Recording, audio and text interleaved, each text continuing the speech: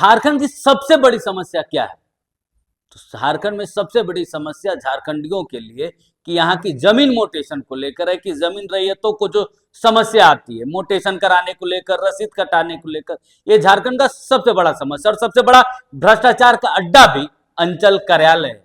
ये हम नहीं कह रहे, बल्कि सदन में ये बात सत्ता पक्ष विपक्ष दोनों के ही विधायक कह रहे हैं। इतना ही नहीं, विधायक ही नहीं बल्कि विभागीय मंत्री भी मानते हैं कि अंचल कार्यालय में भ्रष्टाचार बड़े पैमाने पर है। कोई दूध के धुले अधिकारी नहीं है, दूध के धुले अधिकारियों को आप नहीं कह सकते, अधिकारियों की संलिप्तता है। वही नेता प्रतिपक्ष बाबूलाल मरांडी ने दावा किया सदन में कि 1 डिसमिल का मोटेशन करने का 2000 रुपये तक जो पैसे, भ्रष्टाचार के पैसे जो है वो अंचल कार्यालय में सीओ लेते हैं। सवाल तो राजेश कच्छप ने उठाया था, लेकिन मामला ऐसा था, विषय ऐसा आया कि इसमें 6 विधायक मंत्री सवाल पर कूदे। सबका जवाब विभागीय मंत्री दीपक बिरुआ ने दिया। उन्होंने माना कि भ्रष्टाचार बड़े पैमाने पर है, इसको लेकर अधिकारियों के साथ वो बैठक करेंगे और कैसे इसका सॉल्यूशन निकाला जाए इस पर वो बातचीत करेंगे। पूरा सुनिए कि आखिर समस्या है ऐसी जिस पर 6 माननीयों को सवाल जवाब दोनों का। बीमारी की वजह से या किसी कारण से, अज्ञानता की वजह से जिन्होंने अपना दाखिल खारिज नहीं कराया, उसके लिए क्या व्यवस्था है? और आप जो कह रहे हैं कि अंचल में ऑनलाइन दिखेगा, एक चीज है, उससे पहले ऑनलाइन से पूर्व का जो डीड है वो तो ऑनलाइन नहीं दिख रहा था, वो तो मैनुअल था। तो वैसे जो है जो पीड़ित हैं उनके लिए सरकार क्या प्रावधान कर रही है, उसको मैं जानना चाह रहा हूँ। माननीय मंत्री जी, देखिए, इसमें जो किसी कारणवश दाखिल खारिज नहीं करा सके वो तो फिर से आवेदन दे सकते हैं। उसका तो जांच होता है कि उसका भू रिकॉर्ड, पुरानी जो उसका अभिलेख है वो सही है अथवा नहीं। मान लीजिए उस दरमियान किसी से खरीद बिक्री कर लिया गया, नहीं किया गया, उसका नामांतरण बात किसी के नाम से हुआ है नहीं, वो तो भू अभिलेख से भी पता चलता है अध्यक्ष महोदय। और उसमें यह मान लिए कि अंचल कार्यालय के द्वारा, सीओ के द्वारा उसको रिजेक्ट कर दिया गया, मान लिए, तो उसका टाइम पीरियड रहता है कि एलआरडीसी के यहाँ भी जो है ना अपील में हो जा सकता है। वो सिस्टम बना हुआ। मान लीजिए सीओ के माध्यम से गलतियां की गई या किसी कारण से, अनियमितता के कारण से, भ्रष्टाचार के कारण से, तो एलआरडीसी के कोर्ट में भी उसको अपील करने का पूरा राइट्स है और वो अपना अभिलेख दिखा करके वो जो गलत पाया गया, रिजेक्शन हुआ है, उसको सुधार करवा सकता है। इसलिए जो पुराने रिकॉर्ड है, ऑनलाइन चालू होने से पुराने रिकॉर्ड की मान्यता नहीं है, ऐसी कोई बात नहीं है। आज भी ऑनलाइन सिस्टम में बहुत सारे गड़बड़ियां हैं, उसको धीरे धीरे सुधार की प्रक्रिया में हम लोग आगे बढ़ रहे हैं। और इस बार तो माननीय अध्यक्ष महोदय, मैं आपको जानकारी दे रहा हूं सदन के माध्यम से कि पूरे ये भू रिकॉर्ड्स को डिजिटलाइजेशन करने के लिए और इन सारी चीजों को नियमानुसार सुधार करने के लिए हम लोग ने इसको स्वीकृति दी है, ताकि 10-15 साल में ये रिकॉर्ड्स को सही रूप से हम लोग संधारित कर पाएंगे और किसी तरह की दिक्कतें नहीं आ पाएगी। अभी इस राज्य में ऐसा कोई काम शुरू नहीं हुआ अध्यक्ष महोदय, पहली बार हम लोग प्रयास कर रहे हैं इस विभाग की तरफ से। इसलिए विसंगतियां और अनियमितता है, इसको हम स्वीकार करते हैं अध्यक्ष महोदय, लेकिन प्रयास जारी है और इस दिशा में हम लोग आगे बढ़ रहे हैं।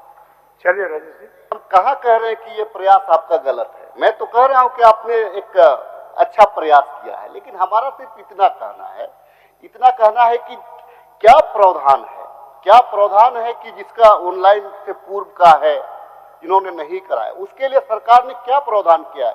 और रही बात आप जो कह रहे हैं माननीय मंत्री जी, आप जो कह रहे हैं कि सीओ के पास में, एलआरडीसी के पास में अपना वो अपील कैसे करेगा? आप तो लॉगिन में जगह ही नहीं दिए हैं, वो कैसे करेगा? उसके लिए जगह तो चाहिए ना। क्या मैनुअल करेगा या फिर उसको फिर से रजिस्ट्रेशन कराना पड़ेगा? क्या कराना पड़ेगा? और रही बात सीओ और एलआरडीसी की, अरे हमारे लोग सीओ के पास नहीं घुस पाते हैं महोदय, जो सच्चाई है स्वीकार करना पड़ेगा। एलआरडीसी जिला में बैठते हैं, एलआरडीसी मिलेंगे किसी से? आप यकीन नहीं करिएगा, एलआरडीसी जो जिला के पदाधिकारी होते हैं महोदय, इसमें कहीं सारे लोग इस चीज को जानते हैं, सत्ता पक्ष हो या विपक्ष हो महोदय, कि आज माननीय सदस्यों के द्वारा भी जिला के पदाधिकारियों को जब फोन किया जाए तो उसमें क्या क्विक एक्शन है? मैंने खुद अपने एलआरडीसी को फोन किया, एक केस को लेकर के मैंने फोन किया, मैंने रैयत को भेजा। रैयत से मिलता नहीं है एलआरडीसी लोग, रैयत से तो मिलता ही नहीं है। वो डीसी मिल सकता है, लेकिन जो नीचे का पदाधिकारी है, जो भू अर्जन पदाधिकारी है, जो एलआरडीसी है, वो नहीं मिलता है महोदय, सच्चाई है। सीओ के पास जो लोग नहीं घुस पाते हैं महोदय, एलआरडीसी के पास कहाँ घुसेगा महोदय? तो सरकार को ही चाहिए कि इसमें रास्ता क्या है भाई, ये रास्ता तो आपको निकालना है। ठीक है, आप प्रयास कर रहे हैं, लेकिन प्रयास कर रहे हैं तो ये इस प्रयास में ऐसे ना हो कि उसका जो जमा पूंजी खून पसीना का जो कमाई से जो प्रॉपर्टी लिया होगा वो कम से कम उस प्रॉपर्टी उसका गैर कानूनी ना हो जाए या वो दाखिल खारिज ना करा। मैं केवल इतना ही जानना चाह रहा हूं कि सरकार क्या इस दिशा में कोई नियमावली बना करके कोई रास्ता निकालेगी? सदस्यों का जो शंका है, कोई नियमावली बना करके वैसे व्यक्ति जो वहां तक नहीं पहुंच पाते हैं उसके लिए मार्ग प्रशस्त हो, रास्ता हो, उसका कुछ नियमावली, कुछ निर्देश, कुछ आदेश विभाग की ओर से बता दी। माननीय मंत्री जी बताइए। अध्यक्ष महोदय, इस तरह का तो कोई आंकड़ा मेरे पास नहीं है, लेकिन फिर भी मैं विभाग से जानकारी प्राप्त कर लूंगा कि कितने ऐसे मामले हो सकते हैं जिनका दाखिल खारिज माने स्वामित्व रहने के बावजूद भी नहीं हो पाए, और यदि ऐसा है तो उसके लिए विभाग क्या स्टेप ले सकती है। हम विभाग से समीक्षा के बाद इस पर कोई स्पष्ट महोदय क्योंकि विषय इतना ही नहीं है, सीमित है अध्यक्ष महोदय। पूरे प्रदेश में सीओ लोगों की यही हालत है। वास्तविकता क्या है कि आज अगर किसी की अपनी खतियानी जमीन भी है तो ऑनलाइन रसीद नहीं काटता है। ऑनलाइन रसीद काटने के लिए फिर पैसा देना पड़ता है, और अभी प्रत्येक डिसमिल 2000 रुपया। और आप जो तो ये हालत है। आप कह रहे हैं कि आप ऑनलाइन रसीद की बात कर रहे हैं, सीओ लोगों को आदेश दीजिए कि भाई आप ये लोग ऑनलाइन मोटेशन सब करें, आप समय पर करें। लटका करके रखता है। मैं तो यहीं की घटना बता सकता हूँ, रांची में अभी वो डीसी यहाँ से चले गए, एक दिन हमारे क्षेत्र के ही व्यक्ति आए, उन्होंने बैंक में सर्विस करता है, उन्होंने लोन पर घर लिया, वो लोग भी रहा था, तो कहा कि सर मोटेशन नहीं हो रहा है, सीओ 50,000 मांग रहे हैं। हमने कहा कि भाई 50,000 मांग रहे हैं, कहां से हम लोग नौकरी करने वाले देंगे वो बताए। हमने कहा ठीक है रुको, मैंने डीसी को टेलीफोन किया, उस समय राहुल सिन्हा डीसी थे, जो कि गिरिडीह से आए थे, थोड़ा संपर्क भी था। डीसी ने कहा कि सर आप चिंता मत करिए। 2 दिन के बाद पता चला कि मोटेशन नहीं, उसको रिजेक्ट कर दिया। फिर आकर के बताया कि हम बोले क्या हुआ जी? बोला कि सर रिजेक्ट कर दिया। हम बोले छोड़ दो, तुम पोजीशन में हो, जब होगा तो देखा जाएगा। फिर बाद में शायद पैसा वैसा कुछ दे करके लोग करें। इसलिए मंत्री जी आप इस बात को स्वीकार करिए और इस पर आप ठीक करने की दिशा में, ताकि कोई सीओ आपके यहाँ तक क्यों यहाँ विधानसभा में इस प्रकार के प्रश्न करना पड़े विधायकों को। आप इस पर कठोर होइए, आदेश दीजिए सीओ लोगों को। माननीय मंत्री जी, इतना ही मैं कहूंगा।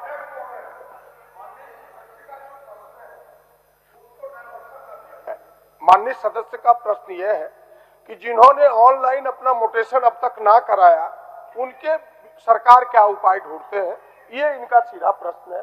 सरकार को उस दिशा में कहना चाहिए जो उन्होंने कहा कि हम विभाग से समीक्षा करके समीक्षोपरांत कुछ करेंगे। तो हमें लगता है कि आप थोड़ा इसको और जोर देके कहिए कि भाई यह आवश्यक है, जिनके मोटेशन ऑनलाइन नहीं हो पाए हैं उनके भी हम कराने के प्रयास करेंगे और उसके उपाय जल्दी ढूंढेंगे, ये आप कहें। माननीय मंत्री जी, हमने कहा कि अभी सदस्य जो कह रहे वही बातें मैंने कहा, खतियानी जमीन का भी ऑनलाइन रसीद नहीं कटता है, अब उसमें भी पैसे लगते हैं तभी रसीद काटता है। अब गरीब बेचारा रसीद नहीं कटा पा रहे हैं, उतना पैसा कहां से देंगे? जिसको जमीन बेचना होता है वो लोग तो इधर उधर करके लोग रसीद काटता है, क्योंकि बेचने वाला खरीदने वाला जो पैसा देता है, लेकिन जिनके पास जमीन है उनका रसीद नहीं काटता है। इसलिए हमने कहा कि विषय वही है उनका भी। सहयोग कर दे रहा हूं। देखिए 2015-16 तक मैनुअल रसीद कट रहा था, विभाग ऑनलाइन व्यवस्था किया ट्रांसपेरेंसी के लिए, 70% लोगों का ऑनलाइन चढ़ गया बाय डिफॉल्ट, 30% का नहीं चढ़ा।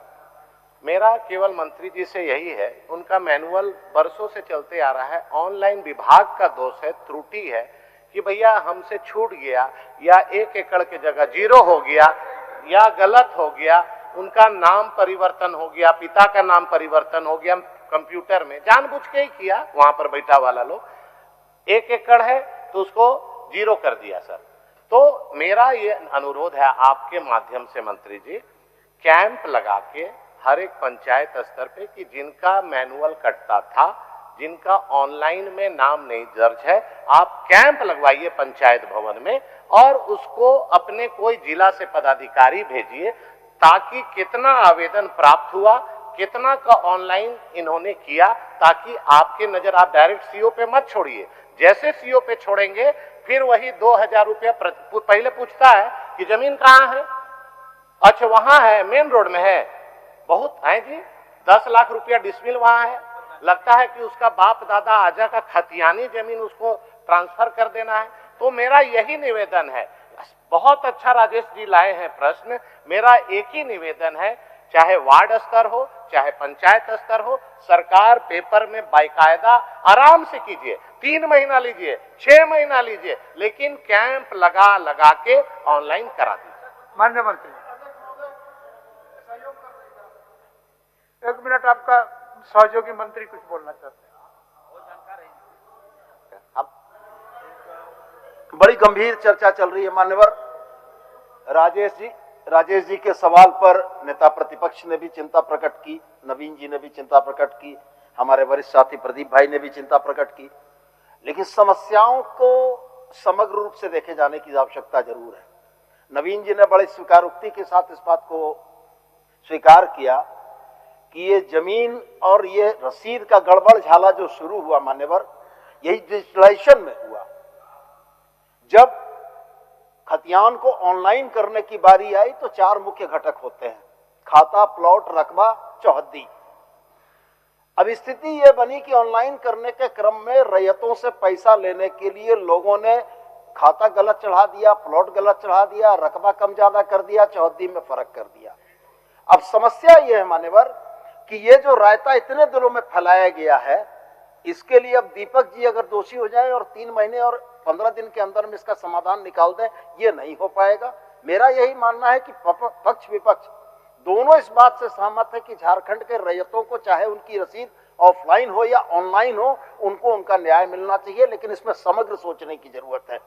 सिर्फ ये कह देना कि पूरे राज्य में सीओ पैसा ले रहा है, तो ऐसा थोड़ी था मान्यवर कि पहले राम राज्य था। मेरा बस यही कहना है कि चीजें हैं, उसके समाधान की दिशा में जाना चाहिए। माननीय मंत्री जी, काफी समय हो गया। अध्यक्ष महोदय, माननीय सभी सदस्यों के द्वारा इस बात पर चिंता व्यक्त की गई है। सत्ता पक्ष विपक्ष सभी लोगों का मानना है कि इस तरह की जो विसंगतियां हैं और जो लोगों की परेशानी है उसको हम लोग निश्चित दूर करेंगे। और जहां तक सीओ और विभाग के लोगों को भी मैं पाक साफ नहीं कह सकता हूं, लेकिन कुछ अनियमितता करने के कारण से भी इस तरह की स्थितियां बनती है। तो शुरू से गलतियां आई है, लेकिन इतना स्पष्ट मैं करता हूं कि सरकार पारदर्शिता से काम करेगी। कहीं भी यदि लिखित रूप से शिकायत प्राप्त होगा किसी सीओ या किसी के बारे में, तो निश्चित तौर पर हम लोग कार्रवाई करेंगे। माननीय सदस्य अध्यक्ष महोदय, अमित यादव जी, हो गया अध्यक्ष महोदय, हो गया, हमने तो पूरा हो गया। अब एक प्रश्न के लिए पूरा सदन का समय जाएगा। राजेश जी, हो गया, बट अब इस आप लोग बोलिएगा एक प्रश्न पर, तो हम आसन चुप करके बैठेगा। अब फिर एक माननीय सदस्य खड़ा है, ऐसा थोड़ा होता है।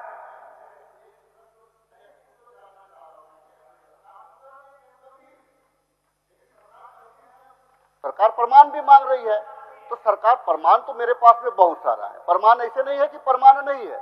अगर सरकार को चाहिए कि प्रमाण, अगर वैसे प्रमाण चाहिए तो समाधान की दिशा में केवल जो है महोदय, कोई पोर्टल में उसको व्यवस्था करा दीजिए, तो ये करा दीजिए और बहुत जल्द कराइए। अगर बहुत जल्द नहीं कराइएगा महोदय तो लोग हाहाकार मचा हुआ है। माननीय मंत्री से सिर्फ इतना ही मेरा कहना था कि ये गंभीर मामला है, एनआईसी में गड़बड़ी हो रहा है। या तो अगर राजेश जी, अब आपका खत्म होने का नाम नहीं ले रहे, हो गया, बोल दिया मंत्री जी, उसको देख रहे हैं, सारा विषय तो आ गया, हो गया। चलिए मंत्री जी, बोल दीजिए।